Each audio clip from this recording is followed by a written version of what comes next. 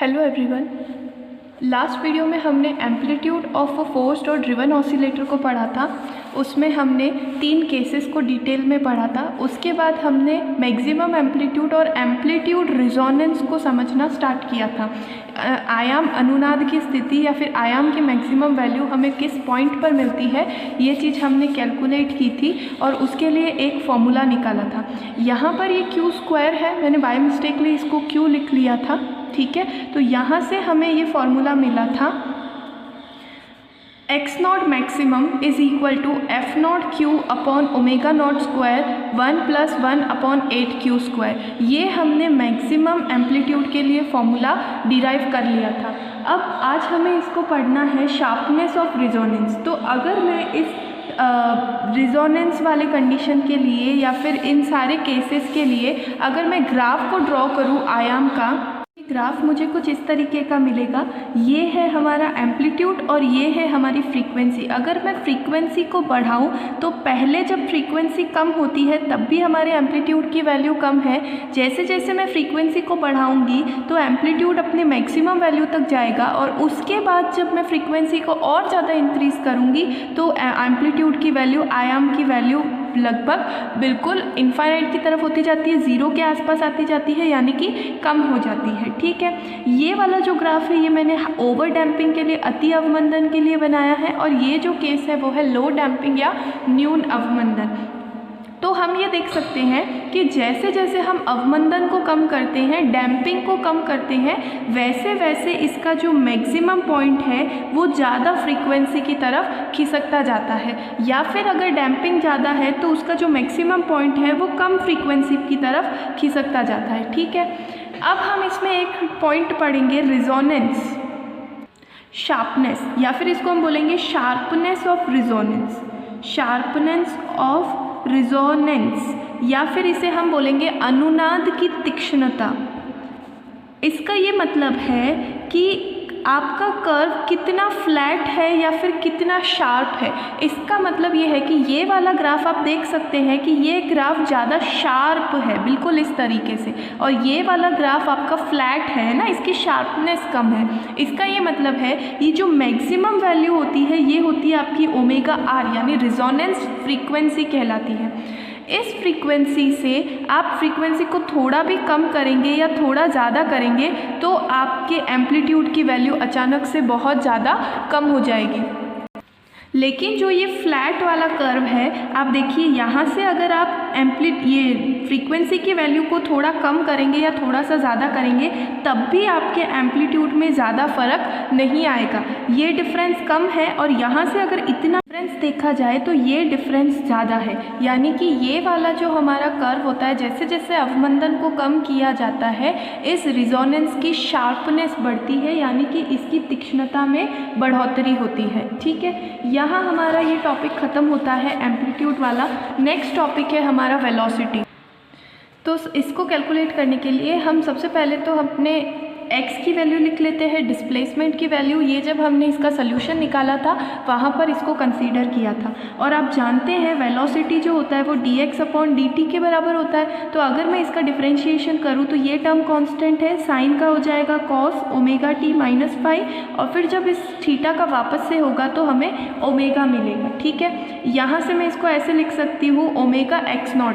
अब ये जो cos थीटा है, अगर मुझे इसको साइन थीटा में कन्वर्ट करना हो तो मैं ये फॉर्मूला यूज़ कर सकती हूँ, साइन 90 प्लस थीटा किसके बराबर होता है, कॉस थीटा के बराबर होता है। तो मैं इस कॉस थीटा को साइन 90 प्लस थीटा लिख सकती हूँ। तो यहाँ पर जो थीटा हमें दे रखा है ओमेगा t माइनस फाई, उसमें मैं 90 को ऐड कर दूँगी तो ये हो जाएगा, और यहाँ पर साइन लगा दूंगी तो ये हो जाएगा साइन 90 प्लस थीटा, जो कि किसके बराबर होता है, कॉस थीटा के बराबर होता है। तो यहाँ से अगर मैं इस फाई प्लस लैम्डा, ये फाई प्लस पाई बाई 2 यानी फाई प्लस 90 को अगर मैं डेल मान लूँ तो मैं इस इक्वेशन को ऐसे लिख सकती हूँ, sine omega T minus del. मैंने इस वाली चीज़ को क्या कंसीडर कर लिया है, डेल कंसीडर कर लिया है, ठीक है। ये हमारी वेलोसिटी की इक्वेशन है। अगर मुझे यहाँ से वेलोसिटी का आयाम निकालना हो, मैक्सिमम वैल्यू, तो यहाँ से मुझे इसका आयाम या एम्पलीट्यूड मिलेगा V naught is equal to omega X naught, ये उसके एम्पलीट्यूड की वैल्यू है। यहाँ पर जो हमने लास्ट सेक्शन में एक्स नॉट की वैल्यू कैलकुलेट की थी उसे हम यहाँ पर रख लेंगे। ये एक्स नॉट की वैल्यू है, इसे मैं यहाँ पर लिख लेती हूँ। तो उससे मुझे मिलेगा V naught is equal to omega F naught upon under root omega naught square minus omega square whole square plus 4r square omega square. यहाँ मैंने वेलोसिटी के एम्पलीट्यूड को कैलकुलेट कर लिया है, ठीक है।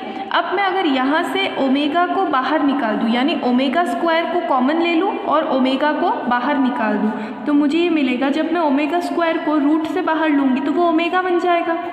यहाँ से मैंने ओमेगा स्क्वायर कॉमन लिया है तो ये 1 बनेगा और यहाँ पर बनेगा ओमेगा नॉट स्क्वायर।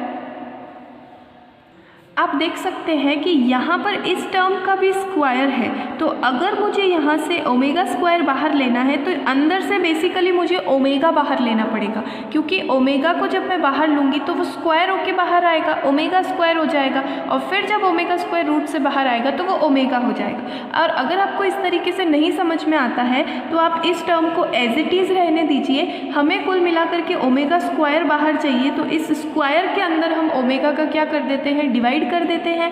यहाँ से हम ओमेगा स्क्वायर को बाहर ले रहे हैं तो ये बन जाएगा 4r स्क्वायर, ठीक है।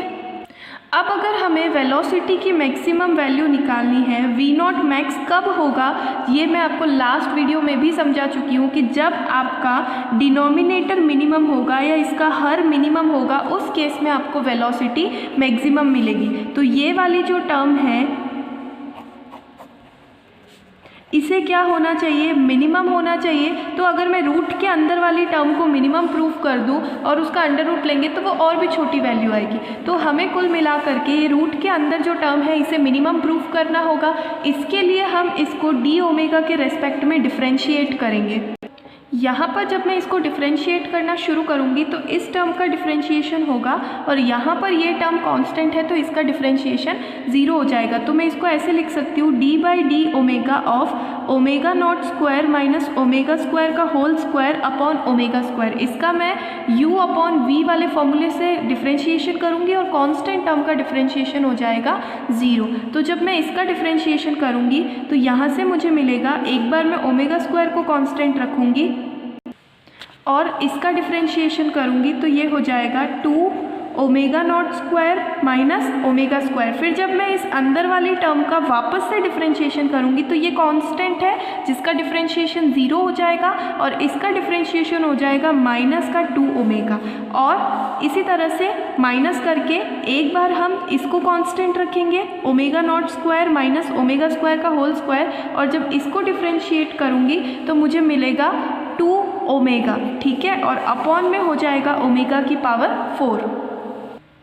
यहाँ से अगर मैं -2 ओमेगा और यहाँ से भी मैं -2 ओमेगा को अगर कॉमन ले लूँ तो यहाँ से मुझे मिलेगा omega square, omega naught square minus omega square, और ये माइनस में कॉमन ले चुकी हूँ तो यहाँ से हो जाएगा प्लस, यहाँ पे हो जाएगा omega naught square minus omega square का स्क्वायर। यहाँ पर इस टर्म में मैंने -2 ओमेगा को कॉमन लिया है तो पीछे ओमेगा स्क्वायर बचा था, 2 भी बचा था जो मैंने नहीं लिखा, यहाँ पर 2 ओमेगा स्क्वायर और ये टर्म बची थी जो मैंने यहाँ पर लिख ली है, ठीक है। अब मैं देख सकती हूँ इन दोनों टर्म्स में से ये चीज़ भी कॉमन आ रही है, ठीक है। और यहाँ पर ओमेगा से एक पावर कैंसिल हो जाएगी, ओमेगा क्यूब हो जाएगा, ठीक है। यहाँ पर -2 ऑलरेडी है और अगर मैं omega naught square minus omega square की पावर 1 को कॉमन लेती हूँ तो यहाँ पीछे बचेगा 2 ओमेगा स्क्वायर, और यहाँ पावर 2 में से एक पावर बाहर चली गई तो यहाँ पर बचेगा omega naught square minus omega square की पावर 1 अपॉन ओमेगा क्यूब। यहाँ से आप देख सकते हैं -2 omega naught square minus omega square, यहाँ पर 2 omega square minus omega square, तो ये हो जाएगा ओमेगा स्क्वायर, और यहाँ पर बचेगा plus omega naught square upon omega cube. ये हमारी जो ये वैल्यू थी नीचे वाली वैल्यू, अगर मैं इसको f ऑफ ओमेगा मान लूँ, फंक्शन ऑफ ओमेगा, तो ये हो जाएगा हमारा f डैश ओमेगा, यानी इसका मैंने फर्स्ट ऑर्डर डिफरेंशिएशन निकाल दिया है। अब मिनिमा या मैक्सिमा के लिए इसे हमें 0 के बराबर रखना पड़ता है, तो जब ये 0 होगा तो ये वाला टर्म भी 0 हो जाएगा मल्टीप्लाई होकर के, और 2 भी यहाँ आकर के 0 से डिवाइड हो जाएगा। तो उससे हमें एक कंडीशन मिलेगी इज़ इक्वल टू 0। यहाँ से हम ये कह सकते हैं कि for maximum value of V naught, जो ओमेगा नॉट है वो ओमेगा के क्या होना चाहिए, बराबर होना चाहिए। Omega naught is equal two plus minus omega आएगा, लेकिन फ्रीक्वेंसी नेगेटिव ना मानते हुए ओमेगा नॉट क्या होना चाहिए, ओमेगा के बराबर होना चाहिए। इस केस पर हमें मैक्सिमम वी नॉट की जो है मैक्सिमम वैल्यू मिलेगी। इस कंडीशन को, ये जो कंडीशन है, इस कंडीशन को हम वेग अनुनाद या वेलोसिटी रिजोनेंस कहते हैं। ठीक है, जब हमारी वेलोसिटी जो है ओमेगा नॉट के बराबर होगी, उस केस में हमें वेलोसिटी का मैक्सिमम एम्पलीट्यूड मिलेगा। इसे वेग अनुनाद या फिर वेलोसिटी रिजोनेंस कहते हैं। अब अगर मैं इस वेग अनुनाद के लिए ग्राफ बनाऊं तो ये ग्राफ कुछ इस तरह से बनता है। यहाँ पर y एक्सिस पर हमने v नॉट यानी कि वेलोसिटी के एम्पलीट्यूड को ड्रॉ किया है, और ओमेगा के साथ जब मैं इसका ग्राफ बनाऊं तो मैक्सिमम पॉइंट हमें वहाँ मिलेगा जहाँ पर ओमेगा जो है वो ओमेगा नॉट के बराबर होगा। ठीक है, ये वाला जो ग्राफ है ये अति अवमंदन या फिर ओवर डैम्पिंग केस है, और ये वाला जो कर्व है वो न्यून अवमंदन या फिर लो डैम्पिंग वाले केस को रिप्रेजेंट करता है। ठीक है, यहाँ पर भी आप देख सकते हैं कि सेम कंडीशन है। जब आपकी फ्रीक्वेंसी बहुत कम होगी तब आपकी वेलोसिटी की वैल्यू लगभग 0 होगी। जैसे जैसे आप फ्रीक्वेंसी की वैल्यू बढ़ाते जाएंगे वेलोसिटी अपनी मैक्सिमम वैल्यू पर पहुँचेगी, और उसके बाद आगे अगर उससे आगे यानी कि अनुनाद फ्रीक्वेंसी जो है या वेग अनुनाद वाली जो रिजोनेंस फ्रीक्वेंसी है, इससे भी आगे अगर आप अपने फ्रीक्वेंसी को बढ़ाते जाएंगे तो वेलोसिटी की वैल्यू लगातार कम होती जाएगी और लगभग 0 के आसपास आ जाएगी। इस कंडीशन को हम वेग अनुनाद कहते हैं। I hope you understand.